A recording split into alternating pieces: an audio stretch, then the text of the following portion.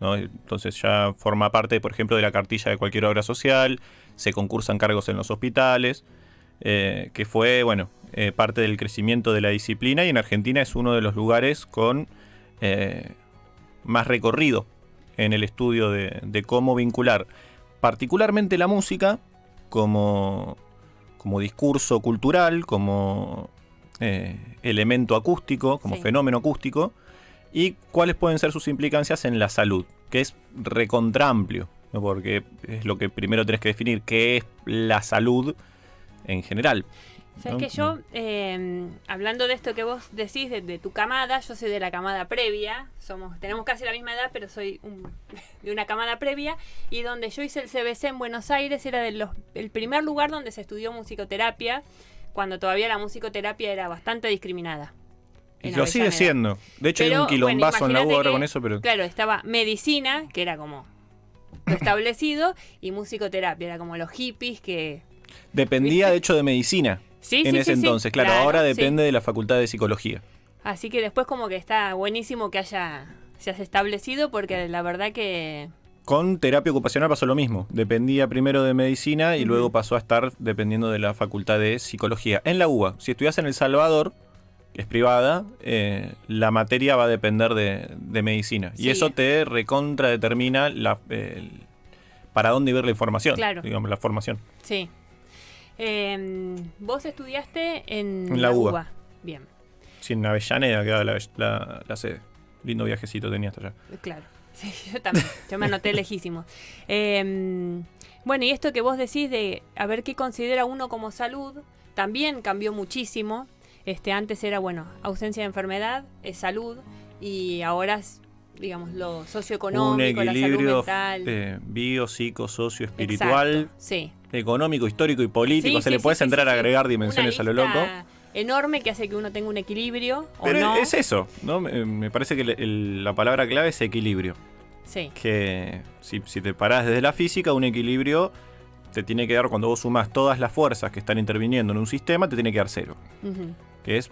En nadie da cero igual. En nadie da cero, porque de hecho el equilibrio me parece que en la naturaleza tampoco lo vas a encontrar así, naturaleza. Es muy teórico el equilibrio como tal.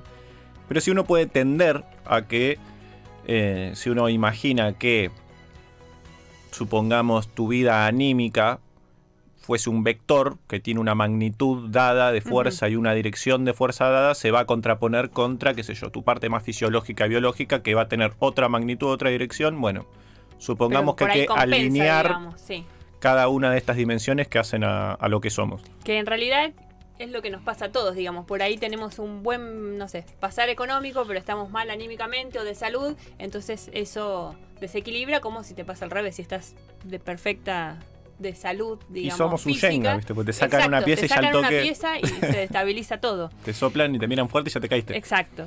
Y bueno, y ahí me parece que el arte es donde puede corregir un poquito o compensar algunas cuestiones. Sí, es muy loco porque, de nuevo, podés entrar por montones de estas variables que componen al sujeto. Lo bio, lo psico, lo socio, lo espiritual, lo económico. Vos podés entrar desde lo artístico, particularmente desde la música, tratando de abordar una o más de estas dimensiones, ¿no? Yo, por ejemplo, en mi primer trabajo fue con adultos mayores, y la idea eran adultos mayores con alguna demencia. Una demencia es una patología que es progresiva y degenerativa, digamos, no se detiene, una vez que arranca va a seguir. Entonces uno lo que puede hacer es tratar de mejorar la calidad de vida de quien padece esta condición, y lo que hacíamos es, a través de la música, estimular la memoria o las memorias, ¿no? La memoria de corto plazo, la memoria a largo plazo. Hacíamos que los abuelos narren su historia a través de las canciones de su infancia, de su adolescencia, de su adultez, y poder narrarse a sí mismo a través de canciones y compartiendo con los abuelos que tenían al lado. Esto lo que hace es estimular las redes neuronales para que la enfermedad tarde más en ir deteriorando estas redes neuronales. Cuando vos la tenés muy fuerte, como cualquier músculo, si vos lo tenés muy fortalecido, el detrimento va a ser más lento. Claro. Ese fue mi primer trabajo, que era, si bien desde una perspectiva recontra de la neurociencia y recontra médica, los profes que yo tenía y la psiquiatra que nos dirigía, tenía una perspectiva humana muy copada. ¿no? Y nos hablaba de esto, de la importancia de narrarse a sí mismo para no perder la identidad cuando vas perdiendo la memoria, porque olvidarte quién sos, quién es tu hijo, quién fue tu marido, vas perdiendo tus anclas de identidad, ¿no? Que eso está albergado de alguna manera en redes neuronales. Entonces, bueno, uno de los tantos trabajos de la musicoterapia podría ser, por ejemplo, la estimulación neurocognitiva en ese campo. Después trabajé con lesiones cerebrales, gente que se había puesto un palazo en el auto y perdió alguna función. Entonces, bueno, lo piola de la música es que te explicaba ahí afuera. El ritmo se procesa en una parte del cerebro, la melodía se procesa en otra parte del cerebro, la armonía en otra parte del cerebro. Entonces vos podés elegir qué parte estimular o hacer una batería de análisis y poder determinar más o menos qué funciones estarían comprometidas, porque no pueden hacerla en determinados parámetros. Eso desde lo médico. Se utiliza menos de lo que se debería. Es un gran apoyo. Es un gran apoyo. La gente muchas veces cuando va al consultorio, tratamiento es medicación. Y a veces cuando uno le ofrece ni siquiera musicoterapia, por ahí mismo hacer algún deporte o alguna actividad o algo, es como que no, tratamiento es medicación. Y lo que vos contás está buenísimo, digo. Que tampoco hay que demonizar al fármaco así, no, porque pero, a veces digamos, no te queda otra, pero tampoco puede ser lo único que hagas. A veces son ayudantes que potencian, digamos. Una cosa no quita la otra, pero... Y en salud mental se hace un montón eso, el chaleco químico, claro, que es para que no joda. ¿Viste? Lo tenés ahí. Y la idea de la utilización del fármaco en primera instancia es poder... En la infancia también. Sí, y equilibrar un desequilibrio. Hay un desequilibrio químico en el cerebro, que es lo que... el famoso brote. Bueno, lo primero que se hace es atacar ese episodio agudo con fármacos, pero una vez que ya está estabilizado, ahí es donde hay que empezar con otro tipo de terapias para poder retirar el fármaco, porque si no va a depender del chaleco químico toda la vida. Y no es la idea, porque encima tiene un montón de efectos secundarios. Y para eso están este tipo de terapias, ¿no? Lo que vos contabas al principio de qué es salud, ahora, digamos, en la era moderna, por decirlo así, hay un corrimiento también de la expectativa que uno tiene, por ejemplo, esto que te decía de las infancias, que el chico que corre es hiperactivo y demás, y también, viste, que se busca... Chico. Claro, digo, es chico, digamos. Claro, no, pasa correr. Que lo mandaba a la escuela 8 horas, después lo mandaba a instituto de inglés, después lo mandaba a computación, después lo mandaba a fútbol, y decía, bueno, ¿cuándo juega el pibe este? Un chico de 6, 7 años esté sentado sin moverse horas, y si se mueve es hiperactivo. También digo, por ahí si uno quiere calmar ciertas ansiedades de la vida moderna, qué útil sería también como herramienta. Y va mucho por el deseo, que es algo que acá en la Fundación trabajamos un montón, es el punto de partida para nosotros. Es tratar de... me parece que los deseos no se construyen. Uno nunca sabe bien qué quiere. Y es algo que va mutando. Y en un niño que está precisamente explorando el mundo, está viendo qué quiere, qué le gusta.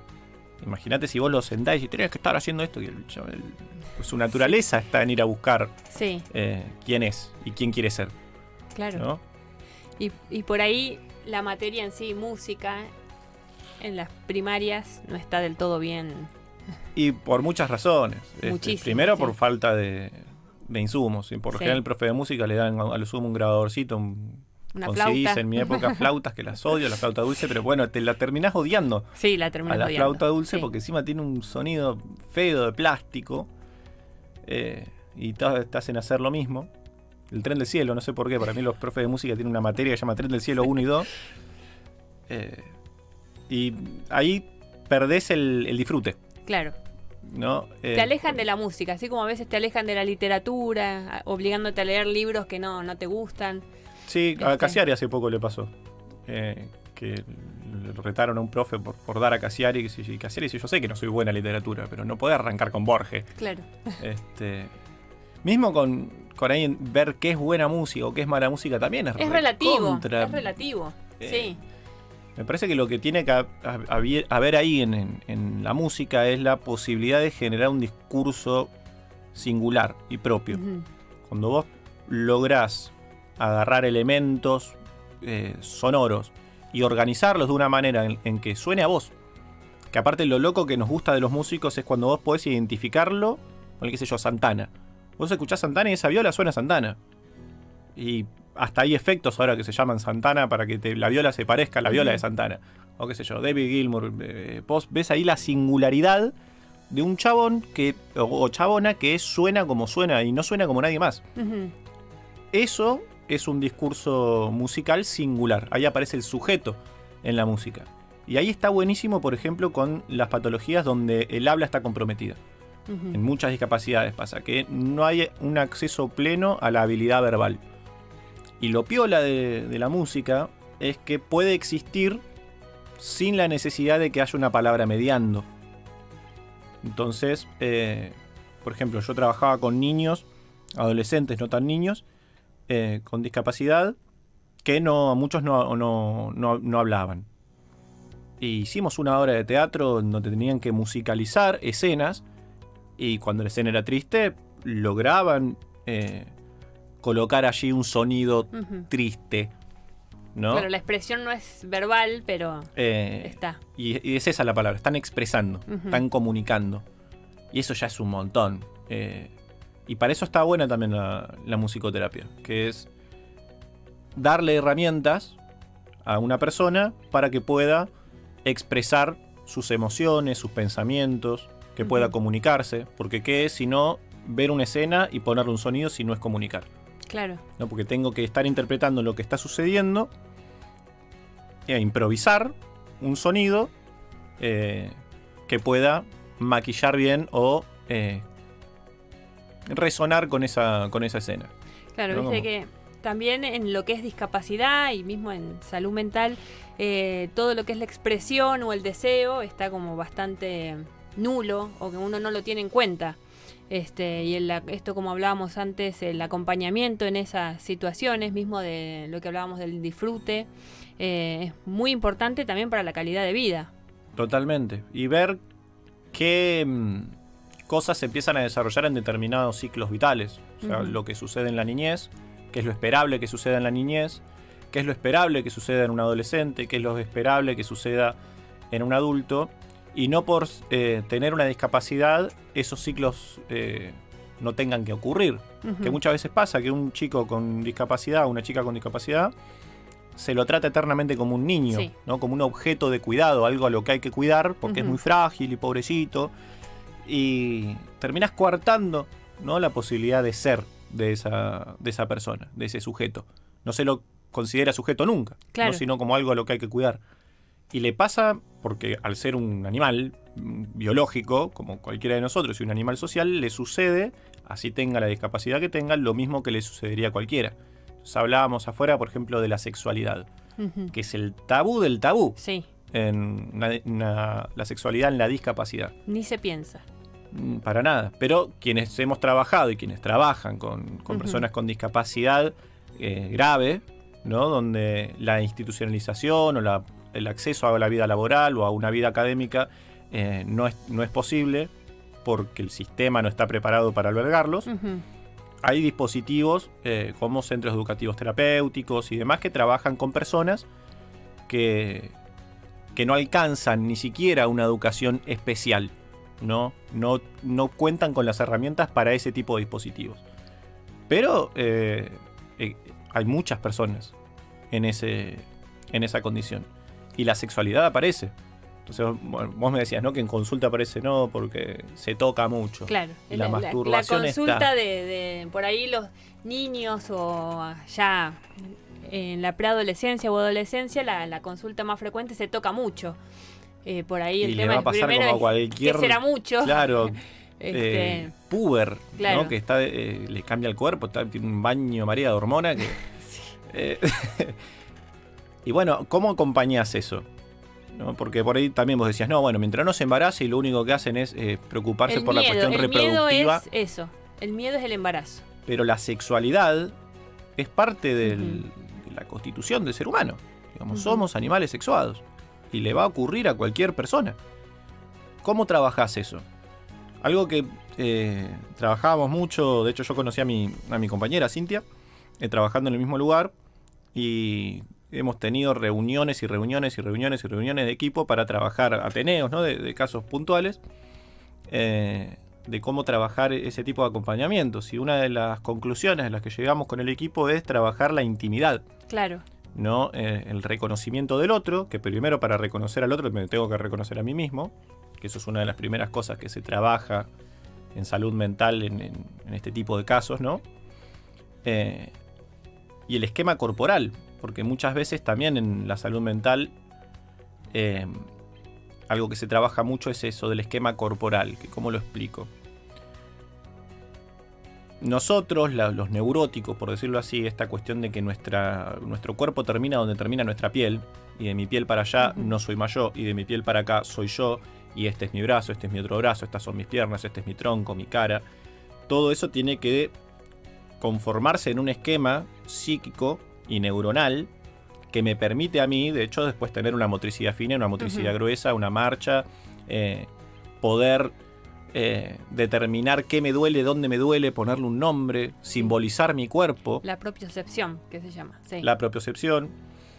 Y configurarlo en un esquema culturalmente aceptado. ¿Qué pasa cuando no tengo las herramientas para hacer todo eso? Que es un montón. Uno lo tiene como recontra naturalizado y en realidad hay procesos recontra complejos ahí. Bueno, una de las cosas que se hace es poder instaurar aquello que no se ha instaurado en la primera niñez. Entonces empezar a trabajar con el cuerpo. Muchas veces la música sirve para eso, ¿no?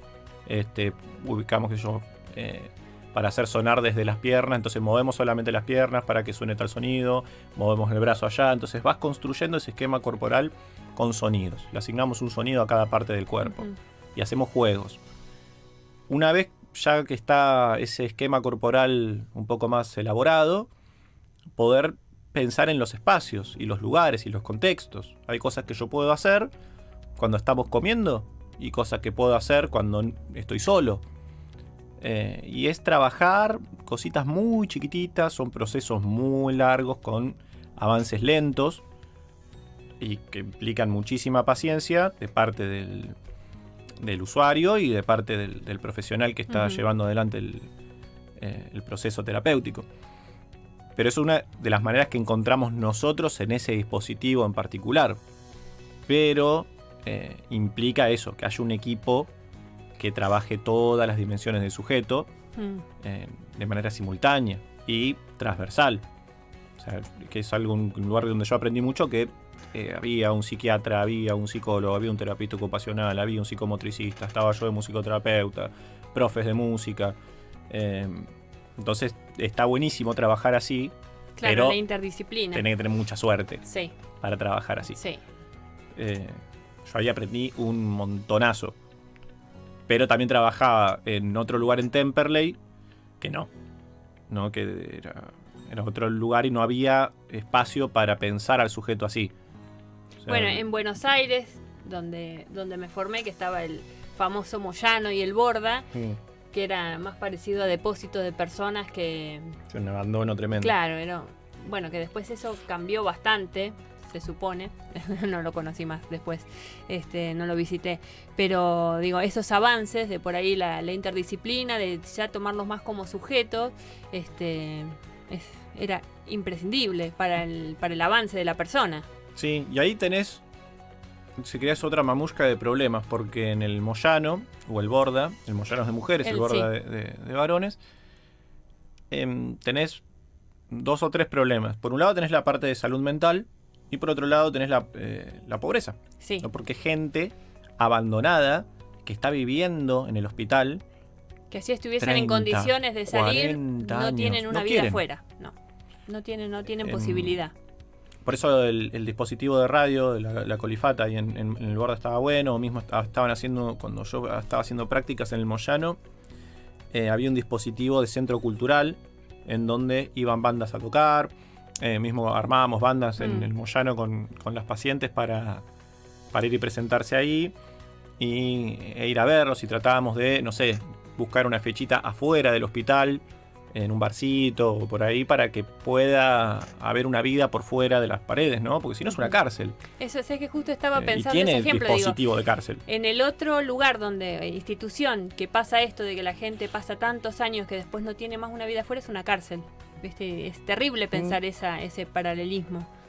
Y al ladito tenés el Tobar García, Sí. que encima es de niños también. Y una de las cosas que la profe Andrea Colucho, gran profesional, que era la jefa de salud de musicoterapia del Moyano, trataba de hacer en conjunto cosas con los 3 dispositivos de los hospitales, que aparte están a la vuelta. Sí, están O sea, ahí están en la todos misma en la calle cuadra Rawson, casi, ahí sí. por Constitución.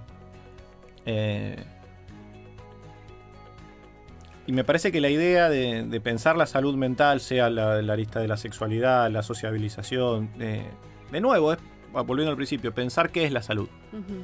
Porque ahí, si no, lo patológico termina siendo más una herramienta de control social Claro. que una categoría clínica.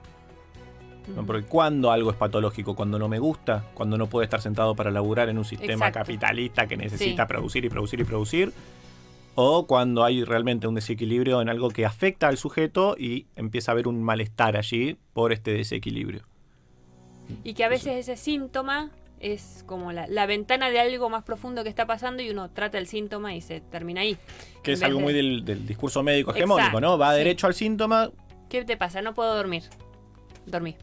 y lo Claro. empastillan. Y después estás dependiendo de un fármaco cuando el cerebro genera químicos por sí solo y tiende a querer estar equilibrado. Pasa Para- que el por qué no puedes dormir lleva Anda a determinar mucha- por qué. muchas consultas y mucho tiempo y a veces la gente tampoco quiere ver por qué no puede dormir o por qué tiene que tomar. Y ahí de es todo donde, para vivir. claro, bueno, la terapia, pero más el psicoanálisis que se mete más en tu historia de Sí. vida, ¿no? Claro, entras a escarbar, pero bueno, volvemos al tema de narrarse a sí mismo. Pero a Narrarse veces a sí mismo estas implica hacerse cargo de un montón de Claro. cosas. y a veces estas opciones artísticas hacen que vos te sientas bien de otro lado y tengas ganas de estar mejor, cada vez mejor y te ayuda un poquito a Sí, muchas veces hay También. una de las escuelas de la musicoterapia, que es la musicoterapia analítica, que es más del palo, de hecho es muy psicoanalítico, que dice, bueno, caes como en el psicólogo y te empiezan a contar sus mamás, no, porque me peleé con mi vieja, Ujú. que esto que lo otro, qué sé yo. Y en lugar de vehiculizar todo el tratamiento a través de la verbalidad, bueno, vamos a improvisar, vamos a hacer una técnica proyectiva. ¿Qué sonido le asignarías a tu mamá? O a, no sé, a esta, Ujú. suponete, ¿no? Bueno, ¿qué sonido le asignarías a vos en esta escena que me estás contando? Otro. ¿Estamos? Porque se me cortó. Bueno, despleguemos un discurso sonoro allí. Ahí están las herramientas del musicoterapeuta para poder hacer una lectura del discurso sonoro por fuera del verbal o en simultáneo del verbal para ver qué se está jugando allí. Porque desde esa escuela psicoanalítica te dirán que hay contenidos reprimidos que cuando quieran pasar a un estadio consciente, la verbalidad lo va a coartar. Ujú. Me parece por eso el inconsciente se escapa en los sueños, en el acto fallido, en los chistes. Pero en la música, al no estar mediatizada por el verbo y por la palabra, puede pasar a un plano allí afuera, por decirlo de alguna manera. Pero bueno, hay que tener herramientas para leer Claro. ese discurso sonoro y ponerlo después, traducirlo. En esa escuela dicen que los fenómenos musicales son análogos a los fenómenos subjetivos. Entonces aquello que ocurra en la música no es que el sujeto se proyecta en la música, sino que el sujeto está haciendo Claro. en la música. Y una de la especialización de la disciplina es poder leer eso que está ocurriendo en clave terapéutica y hacer intervenciones, Ujú. ¿no? Y hacemos cambios de roles, hay mucho de psicodrama y bueno, hay un montón de técnicas y un montón de estudio para poder hacer este trabajo que uno haría con un psicólogo con un musicoterapeuta, por ejemplo. Qué interesante, me encanta. Hay un montón de, Sí. digamos, de escuelas. Yo me especialicé, medio que la vida me llevó a laburar más en la parte de neuro, pero conozco otros colegas que trabajan de otra cosa, en otro plan, en otro palo, y estudian un montón y saben un montón, y son igual de rigurosos en términos de sistematización clínica y científica, como lo que puede ser la de neuro, Ujú. ¿no? Porque eso es lo que... No sé si hay una terapia más efectiva que otra, sino que me parece que hay No, terapeutas. claro. Y además cada uno le resulta más algo que otras cosas. Claro, siempre y cuando Es que sea es serio subjetivo, y sí. riguroso y no haya esa... Porque hay mucho chanta también, hay que decirlo, que el chavo dice, no, pasa que si vos resonás en no sé cuánto te cura el cáncer y tenés que bueno, tener un claro. montón de cuidado. Sí. Que para ser musicoterapeuta tenés que estar recibido primero. Claro, sí, es una carrera. Claro. ¿Viste? Que a veces creen que es un curso online. No, es una carrera. Es una carrera Sí. con una reglamentación en la ley. O sea, tenés que tener matrícula. Acá en Chubut la extiende el Ministerio de Salud. En Buenos Aires hay un colegio de musicoterapeutas. Como cualquier disciplina de la salud mental. O para ser psicólogo tenés que estudiar. Para ser musicoterapeuta lo mismo. Exacto. Parte de la formación son 4 años, que es igual a la de un psicólogo. Y los últimos 2 es la parte de especialización y prácticas.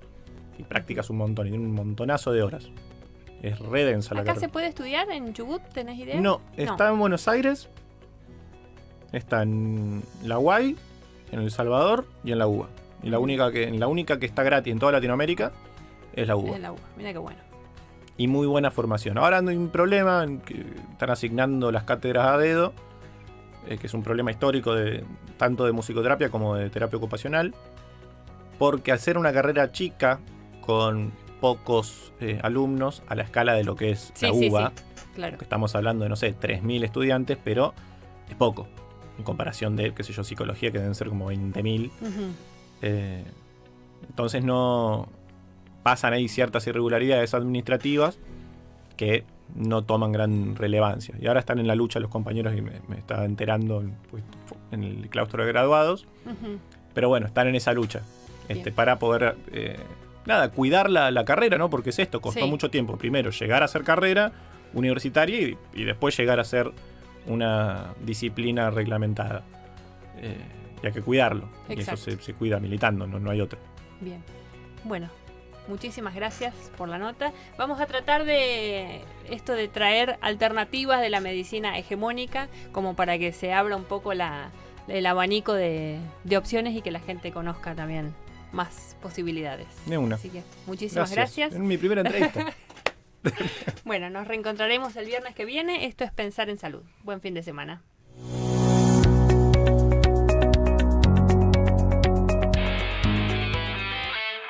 ...284-58-86-79... ...tu vía de comunicación.